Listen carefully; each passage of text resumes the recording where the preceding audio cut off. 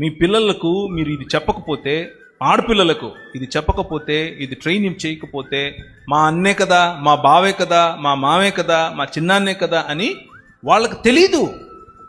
వాళ్ళకు తెలియకుండా అవతలి వాడికి చోటిస్తారు. అంతా అయిపోయిన తర్వాత మనము ఏడుస్తూ కూర్చోవటం కంటే మొహమాటం. మీరు కుక్కలు పెంచుకోండి ఇంట్లో, పర్లేదు. పిల్లులు పెంచుకోండి, పర్లేదు. పాములు పెంచుకోండి, మొహమాటాలు పెంచుకోబాకండి. దానివల్ల ఎవడికి లాభం లేదు. డైరెక్ట్గా చెప్పండి. అది పాము కంటే ప్రమాదం, చాలా ప్రమాదం. పాప పెద్దగా అవుతుంది, దూరంగా ఉండండి, డైరెక్ట్ చెప్పండి. ఏంటి తప్పు? అవసరమైతే ఇంటికి రావద్దని కూడా చెప్పొచ్చు. 100% చెప్పండి. పాప పెద్ద అవుతుంది, కొంచెం దూరం ఉండండి, అయిపోయా. ఒక్కసారి చెప్తే ఇంకా లైఫ్ లాంగ్ రాడాడు. Be straight forward.